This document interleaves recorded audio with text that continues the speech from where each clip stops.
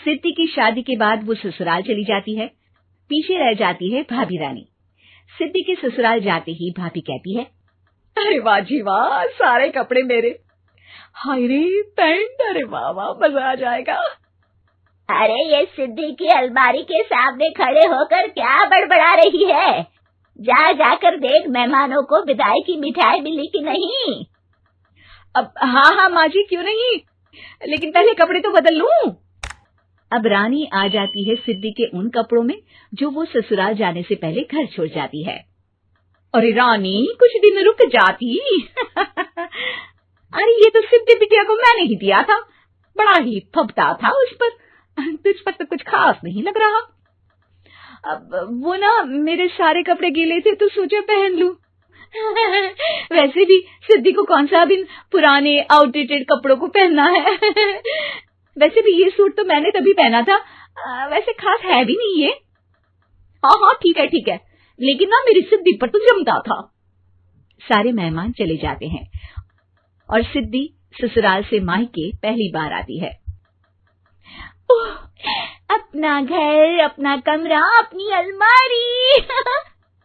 ये बोलकर जैसे ही सिद्धि अलमारी खोलती है तो सामने उसके कपड़ों की जगह कुछ और ही रखा होता है।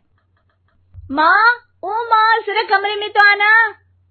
सास और रानी वहां पहुंच जाते हैं। रानी ने पहनी होती है सिद्धि की जींस और टी शर्ट। अरे भाभी, ये क्या? ये तो मेरी बड़ी ही महंगी टी शर्ट है, इसे आपने घर में क्यों पहनी है? अरे बहुत मिलती है दीदी ये चौक की मार्केट में, 150 में। ओ भाभी प्लीज, ये एरोपोस्टल है, 2000 की एक टी शर्ट। ओहो, 2000 में तो दीदी 4 साड़ी आ जाए। अब क्या बोलूं? भाभी, ये मेरी अलमारी में छोटू के कपड़े, तो मेरे कपड़े कहाँ हैं? मेरी अलमारी में? अब दीदी आपको कौन से पुराने कपड़े पहनने थे? माना भाभी, लेकिन मैं जब घर आती तो यही सब पहनती ना। अरे तुम तो बड़ी कंजूस हो दीदी। खैर, वक्त आता है जब सिद्धि ससुराल के लिए रवाना हो रही होती है। अरे रानी, अंदर से सिद्धि का गिफ्ट ले आ, लड़की पहली बार ससुराल से मायके आई है। रानी अंदर जाती है और एक सिंपल सी साड़ी लेकर बाहर आ जाती है। ये लीजिए माँ जी। सास बेटी को गिफ्ट देकर ससुराल भेजती है। अगले दिन रानी एक सुंदर सी साड़ी पहनकर सामने आती है।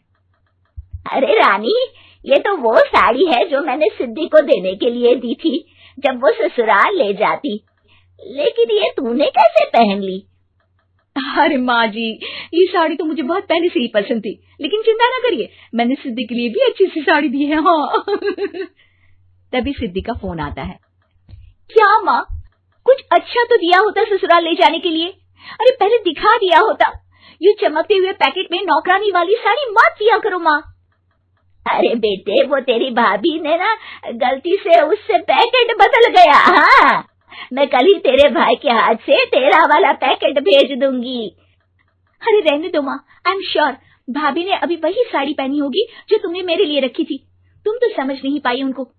खैर छोड़ो, मैं ज्यादा बोलती अच्छी नहीं लगती, रहने दो, आपको उन्हीं के साथ रहना है, फिर बात करेंगे। सास को रानी पर गुस्सा आ जाता है। वो उसके कमरे में जाती है जहाँ वो शादी का एल्बम देख रही होती है। रानी, मार्केट जाकर एक ऐसी ही साड़ी लेकर आ, कल प्रतीक जाकर सिद्धि के घर दे आएगा। अरे क्यों माँ जी, कितनी साड़ी देनी है दीदी को? यहाँ कोई सेल लगी है क्या? अरे चुप कर, मेरे बेटी के हिस्से की साड़ी खुद पहन ली, अब ज्यादा ज्ञान बांट रही है। एक दिन सिद्धि का फोन आता है। माँ, मेरी सास ने आप सबको खाने पर बुलाया है। सारे लोग सिद्धि के ससुराल पहुंचते हैं।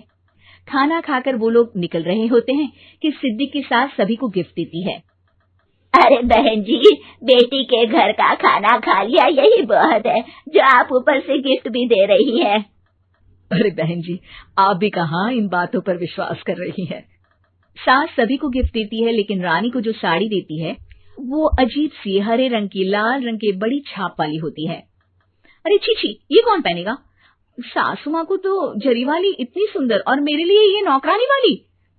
अरे भाभी, दरअसल मैं जब भी घर आती थी आप वापसी में ऐसी ही साड़ी देती थी ना, तो माँ ने सोचा कि आपको आपकी पसंद की ही साड़ी क्यों ना दी जाए। बेचारी रानी, बोलती भी तो क्या। सिद्धि और सास रानी का चेहरा देखकर हंसने लगती है, तो रानी समझ जाती है कि अपने ही बिछाए जाल में वो फंस चुकी है।